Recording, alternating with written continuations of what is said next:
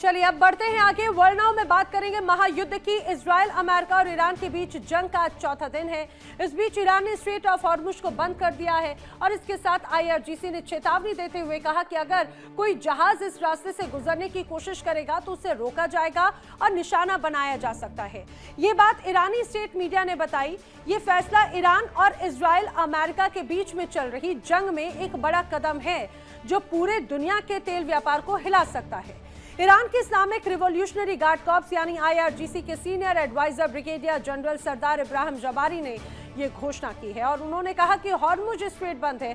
अगर कोई गुजरने की हिम्मत करेगा तो आईआरजीसी और नेवी के जवान उन जहाजों को जला देंगे। अब ये चेतावनी ऐसे समय में आई जब कुछ दिन पहले अमेरिका और इजराइल की जॉइंट स्ट्राइक में ईरान के सुप्रीम लीडर आयतुल्लाह अली खामनी की मौत हो गई थी और इसी के बाद से मिडिल ईस्ट में हालात बहुत खराब हो गए। दूसरी ओर अमेरिकी सेंट्रल कमांड का कहना है कि ईरानी अधिकारियों के बयान के बावजूद हॉर्मुज स्ट्रेट बंद नहीं हुई है। ईरान में अब तक 742 लोगों की मौत हो चुकी है और इसमें 176 बच्चे हैं। 750 से ज्यादा एक तरह से लोग घायल हुए हैं। आईआरजीसी ने एक तरह से ऑयल बम फोड़ दिया है तेल सप्लाई बंद होने का। समझिए, अब ये समझिए कि आखिर हॉर्मुज स्ट्रेट कितनी महत्वपूर्ण है। हॉर्मुज स्ट्रेट दरअसल दुनिया की तेल की सप्लाई रूट का सबसे अहम हिस्सा माना जाता है। इसमें ईरान, फारस की खाड़ी, कतर की अगर बात की जाए, सऊदी अरब, यूएई, ओमान की खाड़ी, अरब सागर, ये सब बड़ी भूमिका निभाते हैं और उसी को ही एक तरह से कनेक्ट करता है। ये कहलाता है हॉर्मुज स्ट्रेट। अब ईरान और ओमान के बीच में मौजूद ये जो स्ट्रेट है वो ग्लोबल ट्रेड में सबसे जरूरी रुकावटों में से एक है और यही जो फारस की खाड़ी है उसे ही मान के चलिए ये ओमान की खाड़ी और उसके आगे अरब सागर से इसे जोड़ता है। हालांकि ये जो हिस्सा है ये ईरान और ओमान से पूरी तरह से घिरा हुआ है, लेकिन इसे एक इंटरनेशनल शिपिंग लेन माना जाता है। अब अमेरिका, इजराइल और ईरान के बीच में बढ़ता विवाद अब इसी पूरे हॉर्मुज स्ट्रेट तक पहुंच चुका है और ये जो समुद्री रास्ता है ये समुद्री रास्ता बहुत ज्यादा अहम है। ये मान के चलिए ये जो हॉर्मुज स्ट्रेट भले ही आपको एक छोटा हिस्सा नजर आ रहा हो, लेकिन ये पूरी दुनिया को ये कहा जाए उसकी सांसें थामने का काम कर सकता है। ये रास्ता अहम है क्योंकि दुनिया का लगभग 20% का जो हिस्सा तेल का है वो एक तरह से इसी रास्ते से होकर गुजरता है। इससे अंतर्राष्ट्रीय मार्केट में तेल की कीमतों में तेजी आई है और जो कच्चा तेल है लगभग $80 प्रति बैरल के करीब वो पहुंच चुका है और अगर हालात बिगड़ते हैं तो मान के चलिए $100 तक इसकी कीमत एक तरह से जा सकती है। जिस तरह से यूएस एनर्जी इंफॉर्मेशन एडमिनिस्ट्रेशन एक रिपोर्ट सामने आई उसके अनुसार यहां से निकलने वाला जो ज्यादातर तेल है वो एशिया के देशों में जैसे चीन, भारत, जापान, दक्षिण कोरिया तक जाता है। इसके अलावा जेट ईंधन और एलएनजी की सप्लाई भी ये प्रभावित कर सकता है और अगर ये रास्ता बंद होता है जैसा कि आईआरजीसी दावा कर रहा है तो पूरी दुनिया की एनर्जी सप्लाई और अर्थव्यवस्था पर बड़ा असर पड़ सकता है। दरअसल ईरान ने पहले ही बता दिया था कि वो इस एक्सपोर्ट रूट को बंद कर रहा है और अब उसने ये साफ चेतावनी दे दी कि इससे गुजरने पर क्या अंजाम होगा। ईरान के इस कदम से दुनिया भर में खलबली मची है। इससे तेल के 5वें हिस्से के रुकने और कच्चे तेल की कीमतों में तेजी से बढ़ोतरी का खतरा है। इसका असर भारत के तेल बाजारों पर भी पड़ सकता है। स्ट्रेट ऑफ हॉर्मुज के बंद होने के खतरे ने एनर्जी मार्केट को पहले ही हिलाकर रख दिया था। अब लंबे समय तक रुकावट के डर से तेल की कीमतें तेजी से बढ़ गई हैं। हालांकि इस बात की कोई ऑफिशियल इंटरनेशनल पुष्टि अभी तक नहीं हुई कि स्ट्रेट पूरी तरह से सील है या नहीं है। हाँ, लेकिन ईरान के जो नया ऐलान हुआ उससे धुकधुकी जरूर बढ़ गई। हालांकि ये भी मान के चलिए कि टैंकर ट्रैफिक कम हो गया है। वाटर वे के पास में इलेक्ट्रॉनिक इंटरफेरेंस और हमलों की खबरों ने चिंता और भी ज्यादा बढ़ा दी है और अपने सबसे पतले पॉइंट पर स्ट्रेट ऑफ हॉर्मुज सिर्फ 21 मील चौड़ा है यानी कि करीब 33 किलोमीटर का और इसमें हर दिशा में शिपिंग लेन सिर्फ 2 मील चौड़ी है, लेकिन फिर भी ये दुनिया की एनर्जी सप्लाई का एक बड़ा हिस्सा होता है। ये जो आप मैप देख रहे हैं ये उस मैप को समझिए, आपको ए बनता हुआ जो नजर आता है ये दरअसल यही एक वो बड़ा हिस्सा है। ये एनर्जी का सप्लाई का बड़ा हिस्सा ढोता हुआ नजर आता है। स्ट्रेट ऑफ हॉर्मुज पर आखिर निर्भर कौन कौन है ये भी आपको समझना चाहिए। आइए मैं आपको जरा कुछ बड़े हिस्से बताती हूँ। अब आप ये देखिए, ये है स्ट्रेट ऑफ हॉर्मुज। आखिर इस स्ट्रेट ऑफ हॉर्मुज पर कौन कौन निर्भर करता है? उसमें है सऊदी अरब, दुनिया का सबसे बड़ा तेल निर्यातक। बड़े पैमाने पर क्रूड एक्सपोर्ट इसी रास्ते से होता है और इसका सिर्फ मिडिल ईस्ट पर नहीं बल्कि पूरी दुनिया के अलग अलग हिस्सों पर इसका असर पड़ता है। सऊदी अरब इसका बड़ा हिस्सा एक तरह से कहा जाए कि निर्यातक माना जाता है। इसका दूसरा नाम ईरान। लगभग पूरा का पूरा तेल और पूरा का पूरा गैस निर्यात हॉर्मुज पर ही निर्भर है और ये सिर्फ ये कहा जाए व्यापारिक ही नहीं बल्कि दावा ये किया जाता है कि ये स्ट्रेट ऑफ हॉर्मुज जो है वो रणनीतिक नियंत्रण भी एक तरह से ईरान पर ही है और ये भी अपने आप में बहुत खास एक तरह से होता हुआ नजर आता है। वहीं इराक की अगर बात करें तो इराक स्ट्रेट पर इराक को लेकर तेल निर्यात का मुख्य समुद्री मार्ग है और यही वजह है कि कोई वैकल्पिक सी रूट एक तरह से इसका नजर नहीं आता और यही वजह है कि वो भी एक तरह से इसी स्ट्रेट ऑफ हॉर्मुज पर पूरी तरह से डिपेंडेंसी बनाए हुए है। अब कुवैत का नाम लें। कुवैत लगभग 90% तेल निर्यात इसी कॉरिडोर से एक तरह से करता है और ये मान के चलिए अगर 90% अगर निर्यात इसी क्षेत्र से होता है तो एक तरह से उसकी बड़ी जो जीडीपी या बड़ी एक फाइनेंस की एक बड़ी पोजीशनिंग इसी रास्ते से होती है। संयुक्त अरब अमीरात बड़ा हिस्सा हॉर्मुज से कोई वैकल्पिक पाइपलाइन मौजूद है लेकिन फिर भी इस पर निर्भरता बहुत ज्यादा है संयुक्त अरब अमीरात की। अब एशियाई बाजारों पर भी बड़ा फोकस इन परिस्थितियों के बाद में है क्योंकि ये जो निर्यात है इसका बड़ा हिस्सा यहां पर होता है। अब एशिया में जिसमें चीन, भारत, जापान, दक्षिण कोरिया इसमें शामिल है। एशिया खाड़ी तेल का सबसे बड़ा ग्राहक है और यही वजह है कि अगर स्ट्रेट ऑफ हॉर्मुज को अगर कुछ समय के लिए भी बंद करने की या फिर प्रभावित करने की बात होती है तो मिडिल ईस्ट पर ही नहीं बल्कि एशिया पर या ये कहा जाए दुनिया के अधिकांश हिस्सों पर इसका प्रभाव पड़ेगा। ये मान के चलिए कि ये दुनिया की नब्ज है। दुनिया के नब्ज पर वार करता एक समुद्री रास्ता और अब उसी रास्ते पर मंडरा रहा है सबसे बड़ा खतरा और इस पूरे रास्ते की चाबी है ईरान के पास और ये बात पश्चिमी देश भी बखूबी जानते हैं, इसीलिए उनकी नींद भी उड़ी हुई है। स्ट्रेट ऑफ हॉर्मुज बंद होने से खतरा भी बढ़ चुका है। दुनिया का सबसे अहम ऑयल चोक पॉइंट, दुनिया की 20% कच्चे तेल की सप्लाई गुजरती है। शिपिंग पर बड़ा असर तो व्यावसायिक जहाजों का आवागमन लगभग ठप। जहाजों की आवाजाही में 86% तक की गिरावट। तो वहीं खाड़ी से तेल निर्यात करने वाले प्रमुख देश जिसमें सऊदी अरब, ईरान, यूएई, कुवैत और इराक भी शामिल हैं। तेल कीमतों पर सीधा इसका असर है और अगर रास्ता हफ्तों तक बंद रहा, कच्चा तेल $100 प्रति बैरल से एक तरह से ऊपर हो सकता है। ग्लोबल एनर्जी शॉक का खतरा है तो सप्लाई शॉक से यूरोपियन गैस की कीमतें भी बढ़ रही हैं। 2022 के एनर्जी क्राइसिस जैसे स्तर पर एक तरह से लौट सकती है तो इसका असर पड़ेगा। हॉर्मुज सिर्फ एक समुद्री रास्ता नहीं है, ये दुनिया की आर्थिक नस है और अगर नस दब गई तो दर्द पूरी दुनिया को होगा और यही वजह है कि जिस रूप में अभी ईरान चारों तरफ से घिरता हुआ नजर आ रहा है युद्ध के लिहाज से और उसमें अमेरिका और इजराइल का बड़ा रोल रहा और सिर्फ अमेरिका और इजराइल ही नहीं, ये मान के चलिए सऊदी अरब हो, इराक हो या मिडिल ईस्ट के अलग अलग हिस्से हो, वहां पर भी ईरान के खिलाफ एक अगर नाराजगी नजर आई तो ईरान का गुस्सा, ईरान इंतकाम की बात कर रहा है और उसके इंतकाम का मतलब सिर्फ विध्वंस, सिर्फ तबाही नहीं बल्कि इस स्ट्रेट ऑफ हॉर्मुज को प्रभावित करते हुए पूरी दुनिया में एक तरह से मैसेज देने की बात है। इंतकाम लेने के कुछ और भी तरीके हैं, आर्थिक चोट पहुंचाना। अब हॉर्मुज सिर्फ एक समुद्री रास्ता नहीं, दुनिया की आर्थिक नस है जैसा कहा और अगर नस दबी तो पूरी दुनिया को एक तरह से दर्द होगा। और जैसा मैं आपको बता रही थी, स्ट्रेट दुनिया का सबसे ज़रूरी तेल एक्सपोर्ट रूट है। सऊदी अरब, ईरान, इराक, संयुक्त अरब अमीरात जैसे सबसे बड़े खाड़ी तेल प्रोड्यूसर को ओमान की खाड़ी और अरब सागर से एक तरह से जोड़ता है और ये बंद तब हुआ जब 28 फरवरी को ईरान पर अमेरिका और इजराइल ने हमला किया। ये हमला ईरान के नेताओं को एक तरह से हटाने की कोशिश में किए गए थे। अमेरिका इजराइल अटैक में खामनेई की मौत भी हो गई थी। तो ये जैसा आपको बता रही कि ये जो एक बड़ी तस्वीर यहाँ पर नजर आती है, ये मान के चलिए ईरान, खाड़ी सागर, ओमान की खाड़ी, सऊदी अरब, यूएई, ये पूरा बीच में ये मैप और बीच का हिस्सा स्ट्रेट ऑफ हॉर्मुज का। तेल कीमतों पर सीधा असर, अगर रास्ता हफ्तों तक बंद रहा तो क्या होगा? अगर हफ्तों तक बंद रहा तो व्यावसायिक जहाजों का आवागमन लगभग ठप हो जाएगा। कच्चा तेल $100 प्रति बैरल से ऊपर जा सकता है।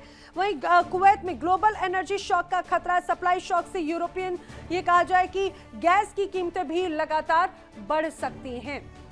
तो ये वो पूरी परिस्थिति है। दुनिया की 20% कच्चे तेल की सप्लाई इसी इलाके से गुजरती है, इसलिए स्ट्रेट ऑफ हॉर्मुज बड़ा महत्वपूर्ण है।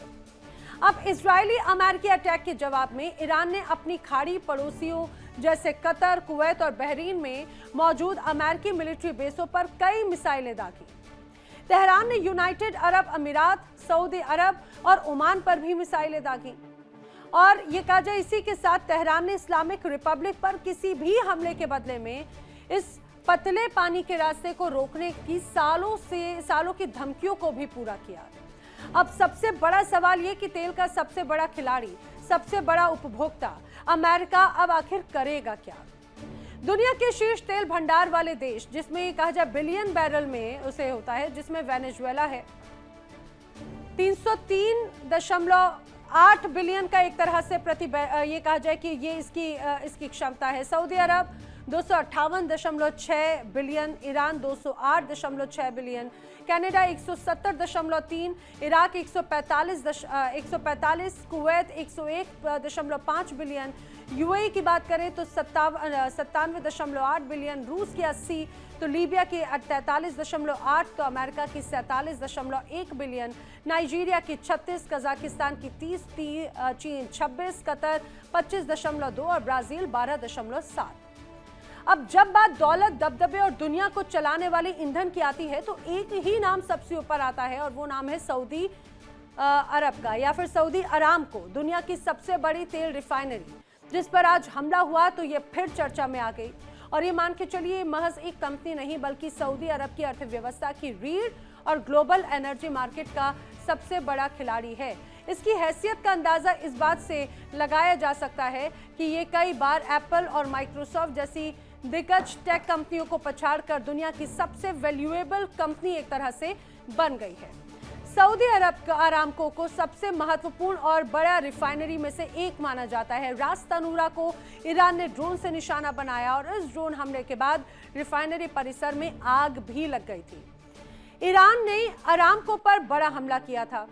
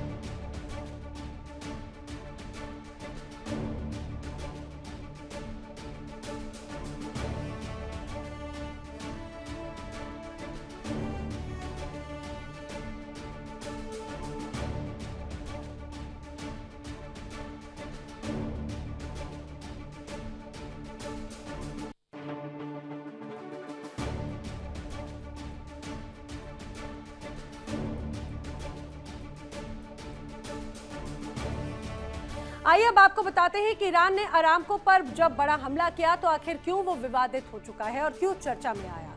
ईरान ने दरअसल सऊदी पर मिसाइल से हमला किया। अरामको के ऑयल डिपो पर ईरानी हमला हुआ।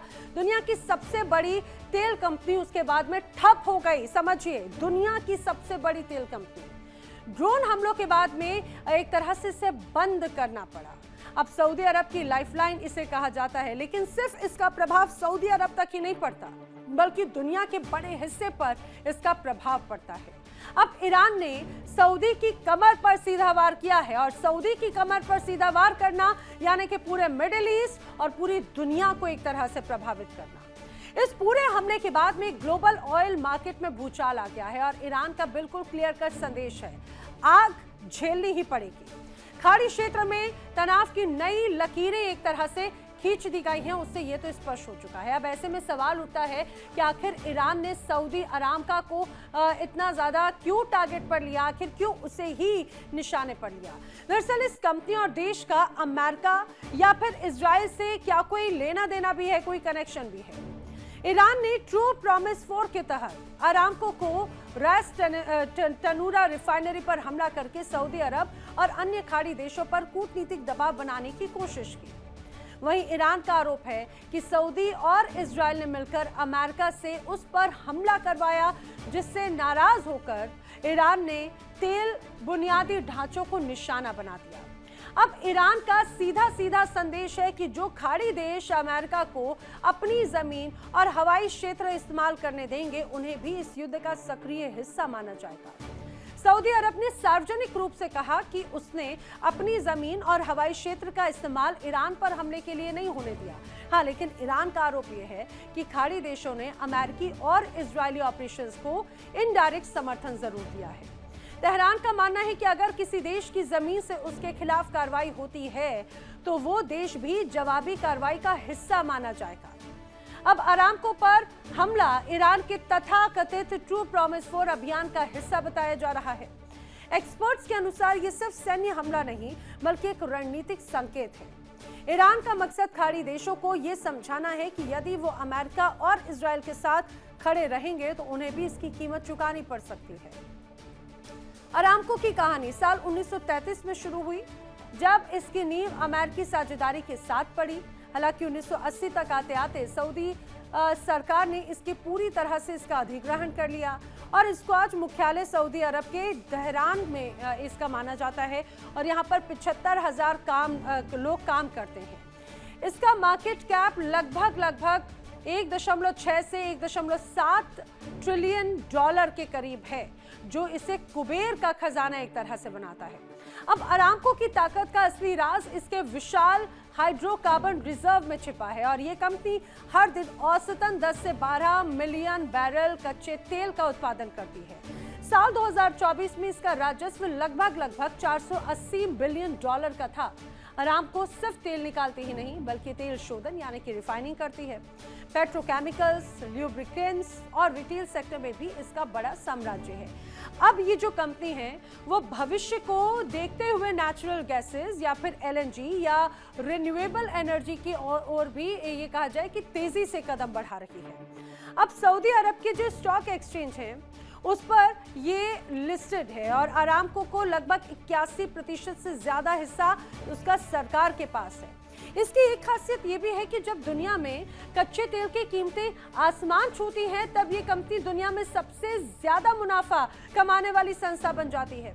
यानी कि आसान शब्दों में अगर कहा जाए तो अरामको वो इंजन है जो न केवल सऊदी अरब की तकदीर बदल रहा है बल्कि पूरी दुनिया के पहियों को रफ्तार दे रहा है और उसी इंजन को ध्वस्त किया है ईरान ने। तेल सिर्फ ऊर्जा नहीं है, आज मौजूदा वक्त ऐसा है कि तेल राजनीति है, तेल हथियार है, तेल दबाव की भाषा है और अगर हॉर्मुज लंबे वक्त तक बंद रहा तो अमेरिका अकेले नहीं जलने वाला, दुनिया की हर अर्थव्यवस्था धुआं उगलेगी। सवाल वही, क्या अमेरिका ताकत दिखाएगा या सौदा करेगा, क्योंकि इस बार लड़ाई सिर्फ समुद्र की नहीं बल्कि तेल से चलने वाली पूरी दुनिया की बन चुकी है। देखिए इंडिया डेली 24/7 अब आपकी स्मार्ट टीवी पर। इंडिया डेली मौजूद है सभी डिजिटल प्लेटफॉर्म पर लाइव और लगातार। इंडिया डेली 24/7 हर दिन राष्ट्र को समर्पित।